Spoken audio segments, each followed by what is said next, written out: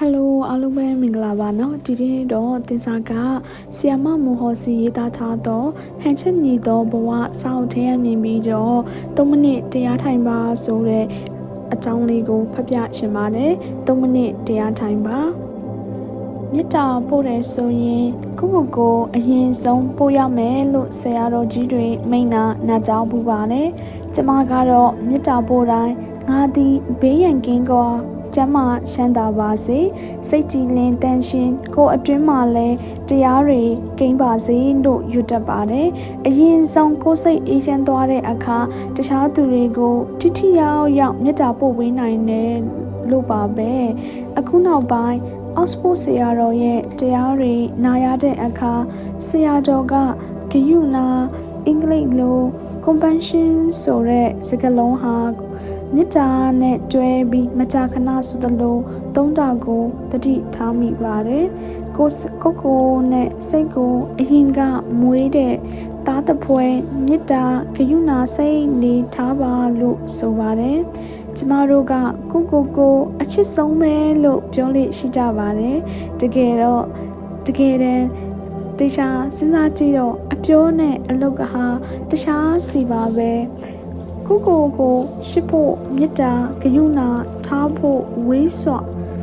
ကိုယ်စိတ်ကိုယ်တိုင်ပဲညှဉ်းပန်းနှိပ်စက်နေကြတာပဲလူတယောက်ကကိုဒုက္ခတွေအမျိုးစုံပေးတယ်ဒါပေမဲ့လည်းသူ့အနာမှာတွေ့ခဲ့ပြီးနေရှင်ကြတုံးပဲလူတယောက်ကကိုနဲ့သဘောမတူတာတွေရေးတယ်ဒါပေမဲ့လည်းသူရေးတာတွေကိုသွားဖက်နေမိပြန်တာပဲအစားအစာတစ်ခုအလေးချင်းတစ်ခုဟာကိုကျမ်းမာရေးကိုထိခိုက်နိုင်တယ်ဆိုတာသိတယ်ဒါပေမဲ့စားနေကြတာပဲဆက်လုပ်နေကြတာပဲဘလို့အတွေးမျိုးတွေဟာကိုယ်စိတ်ကိုအကုသိုလ်ဖြစ်အောင်စိတ်ဆော်နေတယ်လဲကျမတို့သိရဲ့ဒါပေမဲ့အရသာရှိစွာတွေးမိကြတာပဲအလုံးနဲ့ကိုယ်ပိုင်ဘဝမရောထွေးရဘူးဆိုတာသိတယ်ဒါပေမဲ့ဘယ်တော့မှမပြီးနိုင်တဲ့အလုပ်တွေကိုကောင်းစားပြီးလုပ်နေတော့ပဲ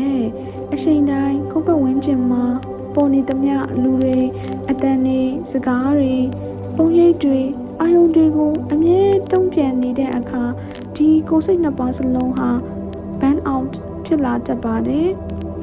ရှေ့ကုန်းလက်ပန်းကျလာတယ်ပေါ့ဒါကြောင့်ဆရာတော်ကကိုယ်စိတ်နှစ်ပါးကိုမေတ္တာဂရုဏာထားသောအဖြစ်တရားထိုင်ပါလို့ပြောတာပဲလို့မှတ်ထားလိုက်မိပါတယ်ကျမကတော့ဒီနေ့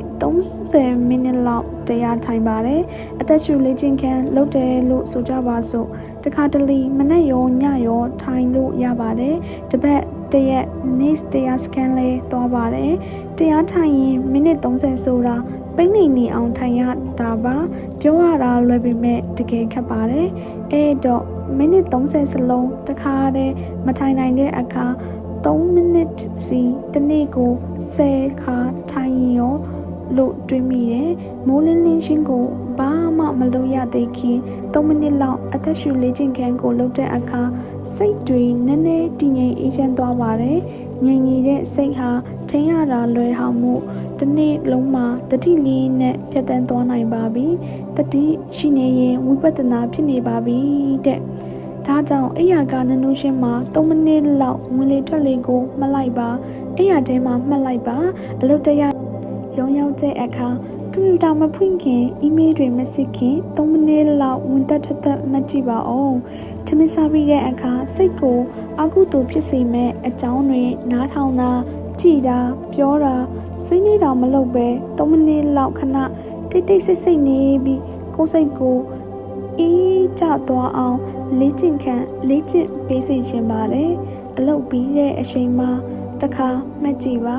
ဒီလိုနဲ့စိတ်တွေရှုပ်လာတိုင်းဒေါသတွေထွက်လာတိုင်းအလိုမကျမှုတွေဖြစ်လာတိုင်းတယောက်ကိုမုန်းလာတိုင်း3မိနစ်လောက်ဝင်လေထွက်လေကိုမှတ်လိုက်ပါတိတ်အများကြီးမဟုတ်ပါ3မိနစ်တည်းပါ3မိနစ်ဆိုတဲ့အချိန်ဟာလူတိုင်းမှာရှိပါတယ်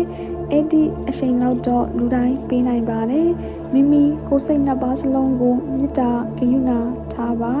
ကိုရှိသောအဖြစ်စိတ်ကလေးကိုငြိမ်သက်အောင်တစ်နေ့10ခါ3မိနစ်စီအနာပေးပါ စိတ်တည်ငြိမ်အေးချမ်းမှုတွေနဲ့အတူနေ့တစ်နေ့ကိုအစာပြုပါအားလုံးပဲအဆုံးထိနားထောင်ပေးလို့ကျေးဇူးအများကြီးတင်ပါတယ်ရှင်ဘိုင်ဘိုင်